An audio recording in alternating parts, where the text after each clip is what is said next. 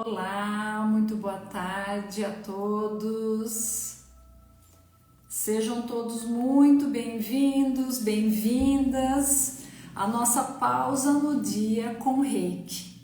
É um momento muito especial onde a gente vai se conectar com a energia Reiki e aprender de uma maneira bem diferente. Através de técnicas que eu trago aqui, através de informações, através de leituras, comentários, enfim, a gente sempre... Oi, Altamira, saudade, minha querida. Sempre trazendo aqui informação do Reiki de uma maneira simples, objetiva, mas com conteúdo. Então, sejam todos muito bem-vindos, é sempre um prazer estar aqui com vocês. Vamos começar, né? A gente sempre começa com uma autoaplicação. Oi, Kátia! Uma pequena conexão e autoaplicação do Reiki para a gente ter essa pausa mesmo, né? Uma pausa energética, não é só uma pausa para aprendizado, mas uma pausa energética para a gente no nosso dia. Então vamos lá, vamos colocar as mãos em gachô e vamos respirar. Deixa eu pôr uma musiquinha aqui.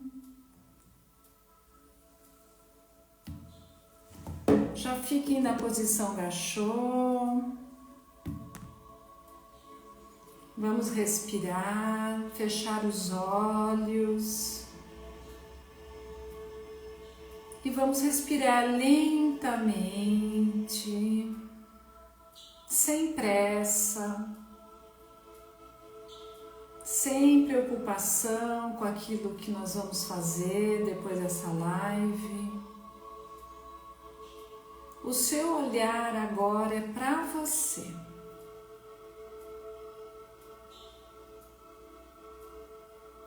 Cada respiração preenche os seus pulmões.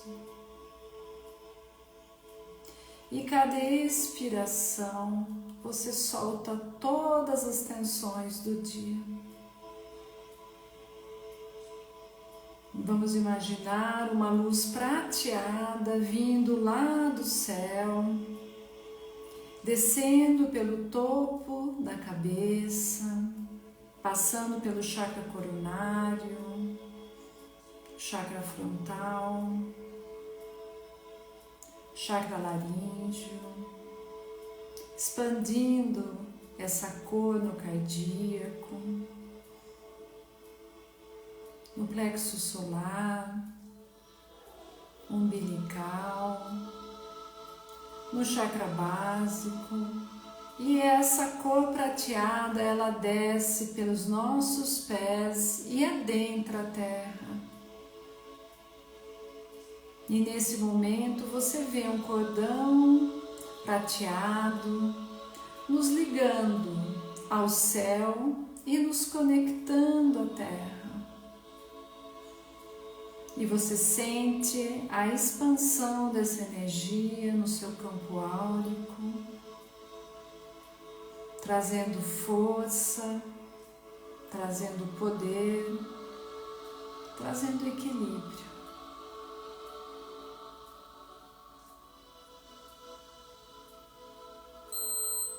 Vamos colocar as mãos em alguma posição do nosso corpo, a qual você quiser. Pode ser o cardíaco, pode ser qualquer parte do corpo que você tenha dor, se for o joelho, se for o braço. Pode colocar em qualquer parte do corpo. E mesmo que você não seja reikiano, reikiana, pode fazer essa posição também. Eu vou pôr no cardíaco. E continua respirando lentamente, conectados com essa energia prateada que vem lá do topo do céu e vai passando por cada chakra, e cada chakra vai se iluminando e essa energia adentra a terra. Vamos pedir orientação nas nossas escolhas no dia de hoje. Vamos pedir proteção e luz em nossos caminhos.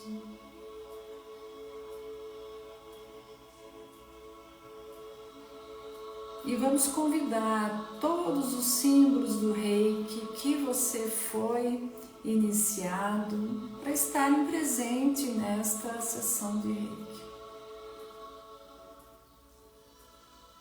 Não precisa repetir o nome, só visualiza os símbolos ou um único símbolo.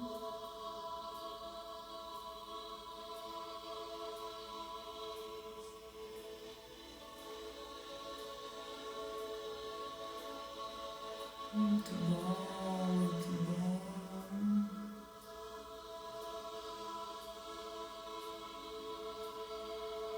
E agora nós vamos pôr as mãos em gachô, agradecendo esse momento e lentamente abrimos os olhos. Muito bem, que delícia, que momento maravilhoso, né? Podemos em alguns minutos se conectar com a energia Reiki de uma forma bastante leve, bastante tranquila. E isso daí, alguns minutos de Reiki, traz uma grande transformação nas nossas vidas. Opa, deixa eu desligar aqui. Traz uma grande transformação em nossas vidas. Obrigada, Tamira, muito bom, viu? Um beijo, eu sempre penso em você, sabia? Então vamos lá, hoje o que eu trouxe, né? Nesses dias eu tenho trazido várias técnicas e hoje eu vou trazer um trecho de livro, do livro O Espírito do Reiki.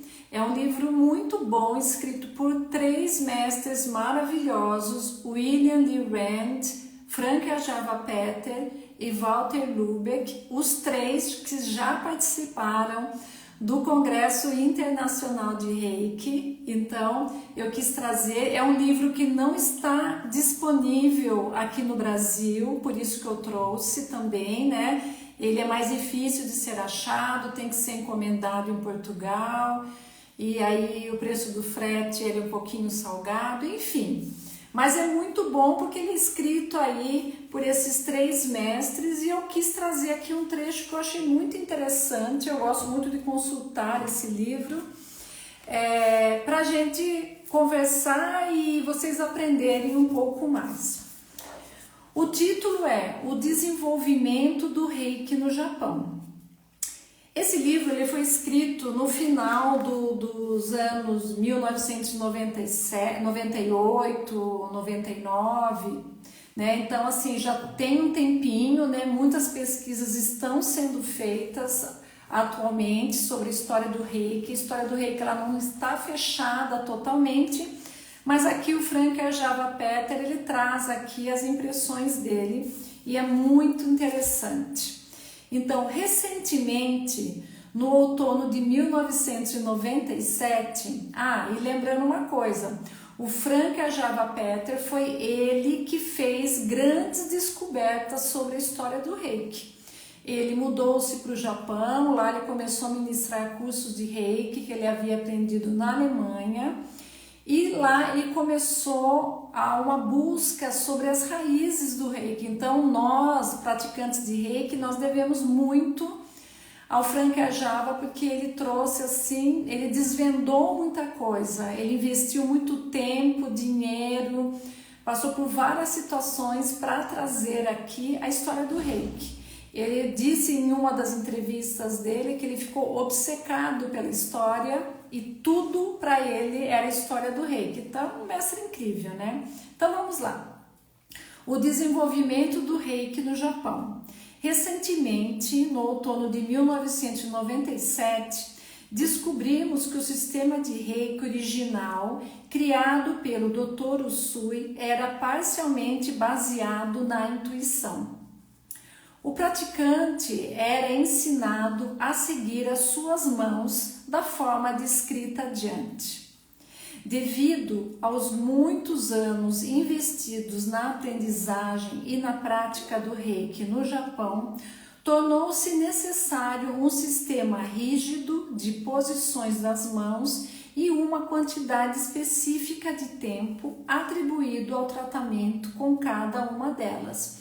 Vocês se lembram quando vocês aprenderam o Reiki? Então, quando a gente aprende o Reiki, falando sobre a história do Reiki, o que Mikao Usui fazia? Ele fazia o Reijiro, pedindo a indicação do espírito, e aí ele fazia o Byousen, que é aquele escaneamento, para verificar qual ponto do corpo precisava ser aplicado o Reiki. Ele não aplicava o Reiki no corpo inteiro como nós fazemos hoje. Então ele ia muito intuitivamente, muito dependendo das sensações nas mãos dele, né? Então ele aplicava só naquele ponto para tratar aquela questão. Hoje vocês sabem que é diferente, que existem aí várias posições pré-determinadas e vocês vão entender um pouquinho mais para frente. Então vamos lá. O sistema de 12, 14 ou mais posições foi criado no Ocidente.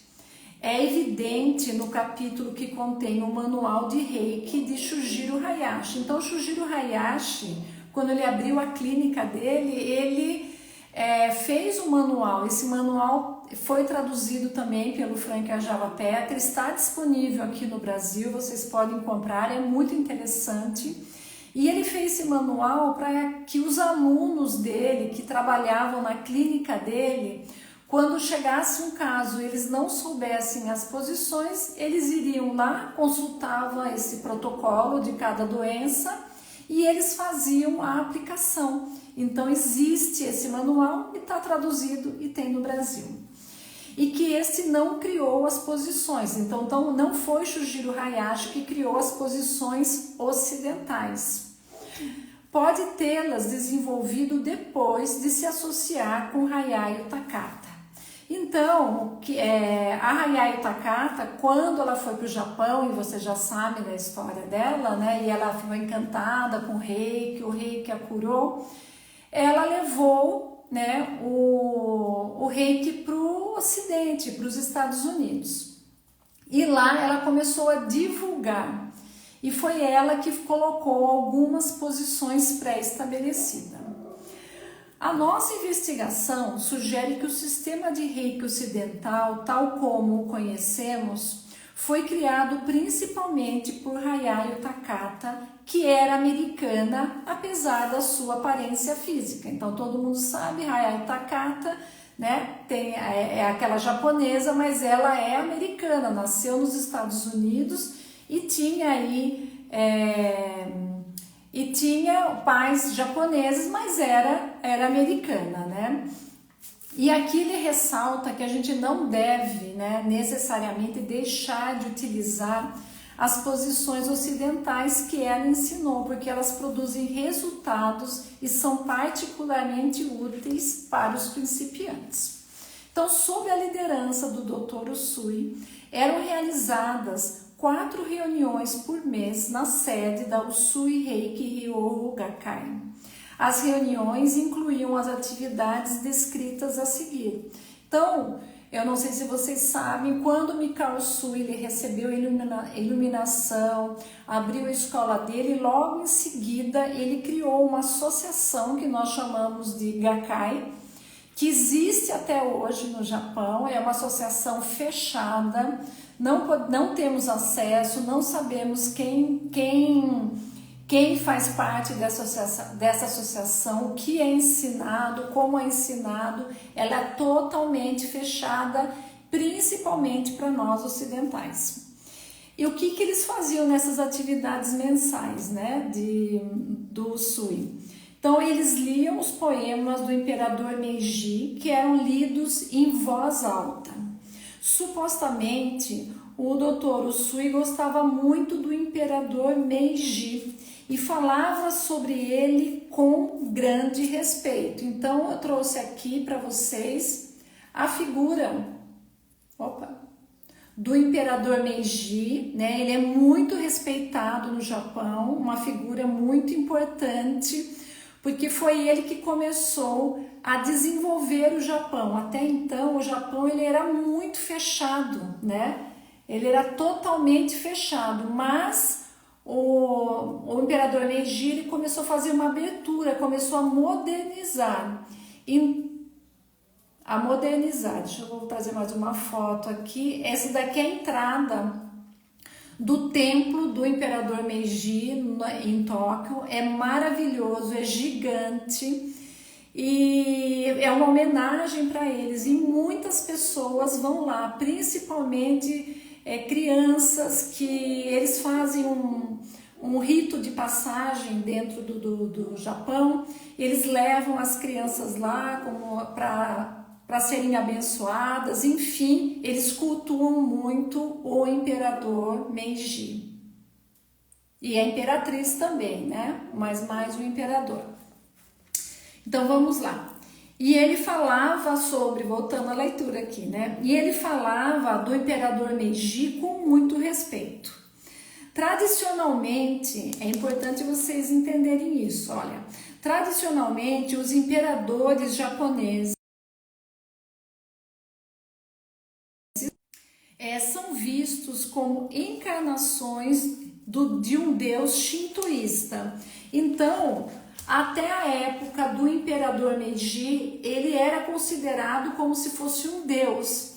Dentro do shintoísmo, que é a primeira religião, né, japonesa, é uma religião xamânica. Até eu trouxe aqui olha que lindo. Esse é um templo shintoísta, é um templo muito simples, mas ele é muito lindo, né? Não tem nada de dourado, não é bem diferente do budismo, que existem muitas figuras douradas.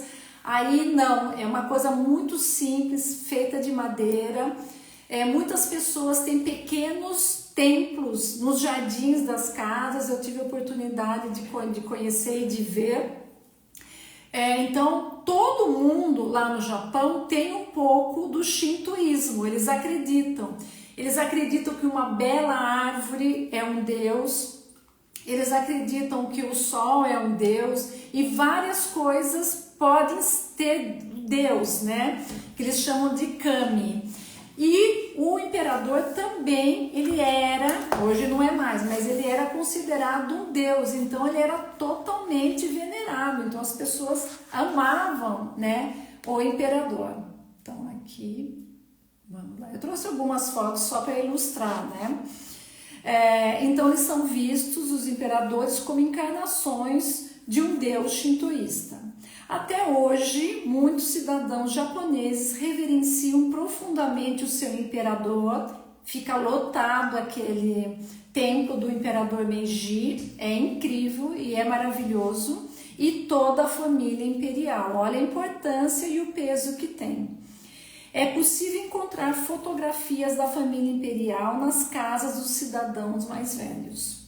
Em termos políticos, o período Meiji, que foi de 1868 a 1912, foi uma era de grande mudança e agitação, uma fase em que se rompeu com muitos padrões antigos e novos padrões começaram a surgir. Então o Japão começou a se abrir, né, para ficar mais moderno, para se modernizar.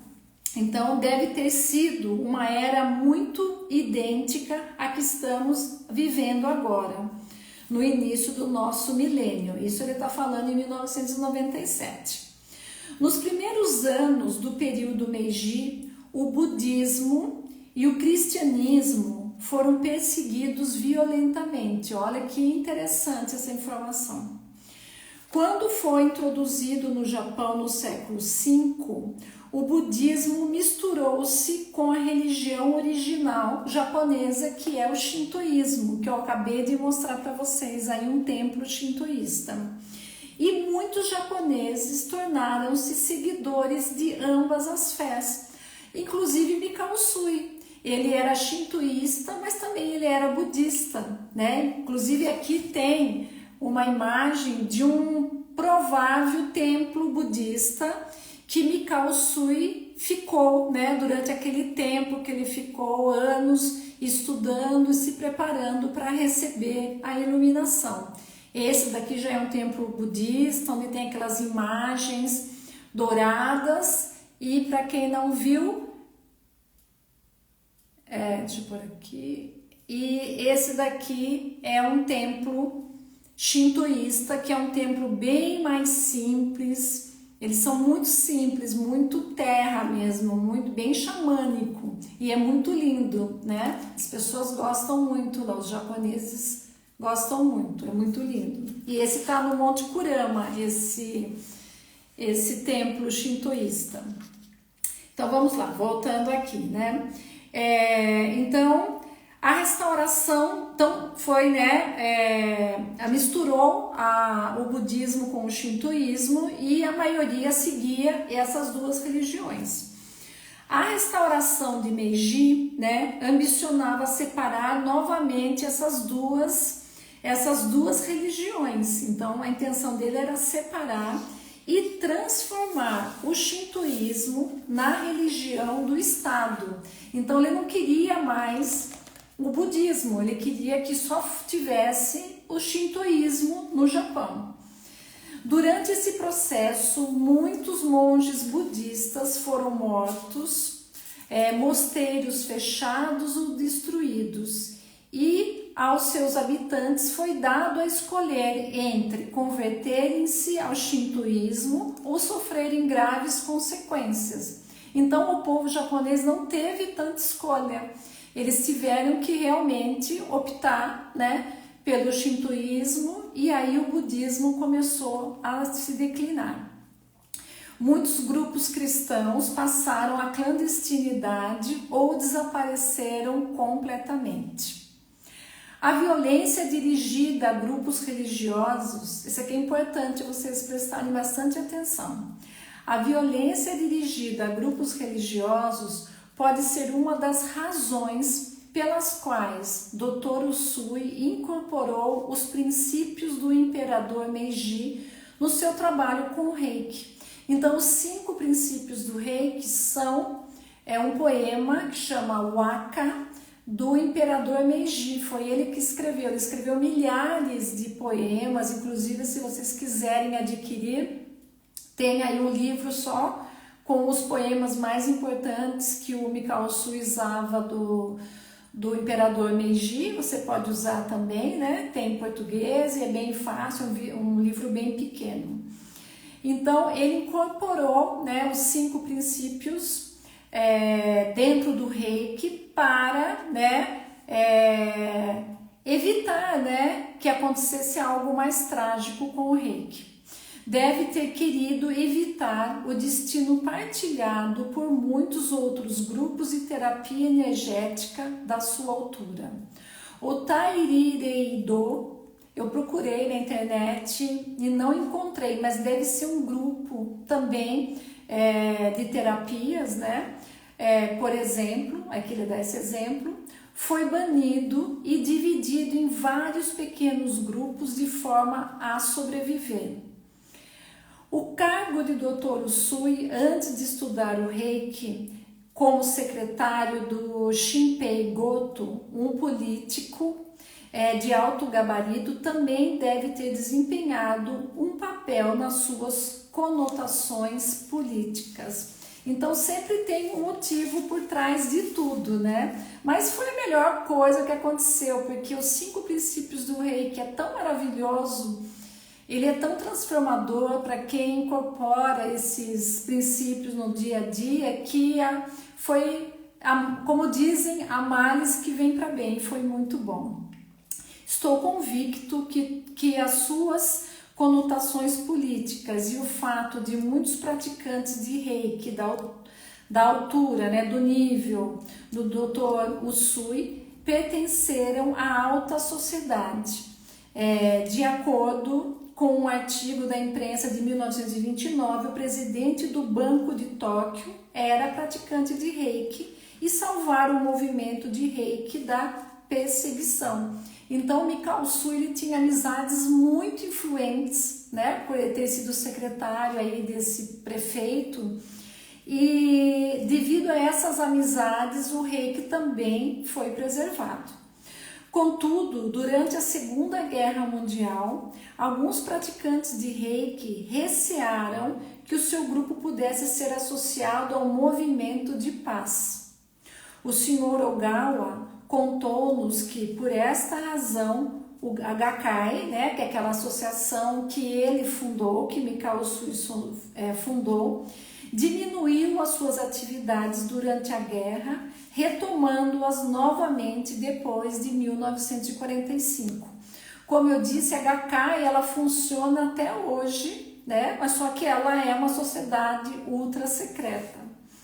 Nas reuniões do Dr. Usui, os participantes liam os poemas em voz alta e escutavam uma palestra dada pelo Dr. Usui. Aparentemente, este era muito engraçado e tinha muita energia vital.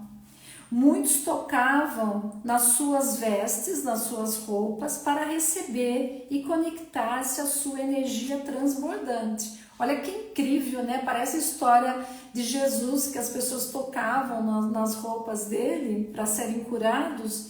E olha quanto que Mikao Sui ele transbordava realmente de energia. Tocar na roupa é ainda hoje um costume junto dos santos indianos e com certeza deve ter acontecido o mesmo com os santos cristãos. Ainda me lembro de ter sido tocado há 20 anos na Índia pelas mãos do meu mestre espiritual Osho. Uma experiência como esta nunca se esquece. Então, o Frank Ajava, antes de iniciar esse caminho aí no Japão, iniciar seu caminho pelo Reiki, ele morou vários anos num ashram na Índia, que era o ashram do Osho. Então ele conheceu o Osho, esse grande guru indiano que já morreu, né? Mas ele trabalhava lá nesse ashram. Depois de os poemas do imperador Meiji serem recitados, o Dr. Usui partilhava com os participantes a origem do Reiki e como utilizá-lo. A seguir, relatava 1 ou 2 casos para ilustrar as suas indicações. Mais tarde, os participantes praticavam a meditação Gassho, que é colocar as mãos aqui na altura do cardíaco, né, e respirar, e a técnica respiratória do Joshin Kokyuho, que é aquela respiração que você respira e enche a barriga lá embaixo, lá na altura do chakra umbilical, segura o ar e solta. Descritas mais à frente nesse capítulo. A seguir, tratavam-se uns aos outros e chegamos ao final. Então eu quis trazer para vocês esse lado da história. Eu não sei se vocês conheciam, escrevam aqui para mim, né? Se alguém quiser fazer um comentário sobre essa leitura. Eu acho muito interessante, né, que um autor como o Frank Ajava Peter, que dedicou uma boa parte da sua vida para o Reiki, né? Para a história, para descobrir a história do Reiki, e ele traz aqui essa observação, e é muito interessante, porque para a gente entender o Reiki, nós temos que entender a circunstância do Japão naquela época. Então era tudo muito ligado à religião, né? Porque até hoje eles são muito ligados ao shintoísmo, por exemplo. E também eles veneram bastante o imperador Meiji. Então, quando eu estive lá no templo do imperador Meiji, tinham várias crianças vestidas assim de japonês, aquele típico, traje típico, né? Que iam lá receber bênçãos. E lá é um templo maravilhoso de shintoísmo. Então tem as árvores, tem árvore que tem aqui aqueles, tem uns desenhos, eu acabei não pegando aqui, que é muito bonito, mas aqui eu não vou achar, porque eu tenho tanta foto aqui, não vou conseguir achar. Mas enfim, é algo muito bonito de ser visto e eles veneram bastante, eles escrevem pedidos, enfim, é um lugar maravilhoso. E o imperador Meiji construiu uma casa de chá para a imperatriz, então quando você caminha ali, é um lugar bem bonito, tem um jardim japonês e na frente desse jardim japonês, que tem um lago, tem essa casa de chá que era somente para a imperatriz. Então vamos lá. A Ileda falou, muito interessante, não conhecia. Altamira, eu não conhecia, estou adorando a live com esse conhecimento. Obrigada, Altamira, obrigada, Ileda. Eu quis trazer para vocês, né, esses detalhes que a gente sempre tem que ver esse contexto político, né, e social do Japão para entender melhor o Reiki. Então a gente só entende e indo lá a gente também entende melhor, a gente vê como os japoneses vivem e como eles agem, né? É muito interessante. Então espero que vocês tenham gostado dessa live. É uma live que eu quis trazer aqui esse texto para a gente entender um pouco mais sobre o Reiki, e quando a gente vê esse texto a gente entende, né, tudo que Mikao Usui fez para o Reiki sobreviver, porque ele incorporou os 5 princípios para que o governo não perseguisse ele, né? Ele pediu ajuda de políticos também para ajudarem ele, proteger, né? A gente viu que houve também uma grande perseguição religiosa dentro do Japão. E o que mais que eu ia falar? Tinha mais uma coisinha que eu ia falar. E que o Reiki, a partir daí, ele teve uma evolução, né? Porque ele passou por Shujiro Hayashi, que fez aquele livro, que já fez um protocolo de atendimento, depois veio Takata. Takata, ela mudou completamente o sistema, ela já colocou posições fixas de aplicação de Reiki, e assim como tudo na vida, né? Vai se desenvolvendo, vai se mudando com o tempo. Então, estamos aqui para aceitar as mudanças e aproveitar essa maravilha aqui que é o Reiki. A Eulália falou muito obrigada, eu que agradeço. A Kátia, os estudos são muito esclarecedores e fundamentais para entendermos a evolução do Reiki. Exatamente. Até para a gente poder passar, né, quem é professor, ou mesmo quem não é professor, para entender mesmo a raiz do Reiki, que fica um pouco...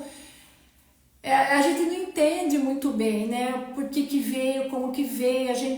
Como eu aprendi, por exemplo, eu aprendi que o Reiki, que Mikao Usui, ele recebeu tudo, ele recebeu símbolos, e com os estudos e com...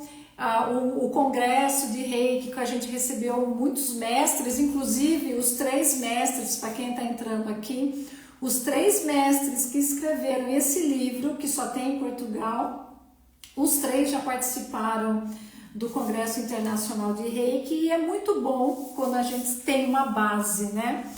Então, eu vou terminando aqui, convidando vocês para o Congresso Internacional de Reiki, que será na próxima semana, dias 23, 24 e 25. Se você não se inscreveu, corre se inscrever, você não pode ficar de fora desse grande evento do Reiki.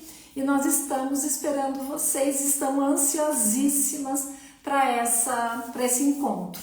E amanhã é um dia muito especial, né? Porque amanhã é dia 15 de agosto, aniversário de Mikao Usui.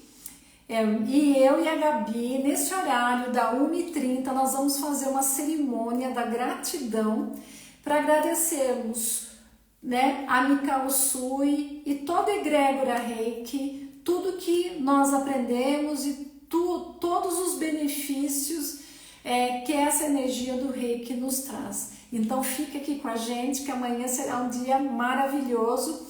Vamos colocar lá no grupo o horário que vocês vão precisar ter para essa cerimônia, para vocês acompanharem de casa, e também participarem aí dessa cerimônia da gratidão, tá bom? A gente se vê amanhã, 1h30, com essa cerimônia. Um beijo e até amanhã.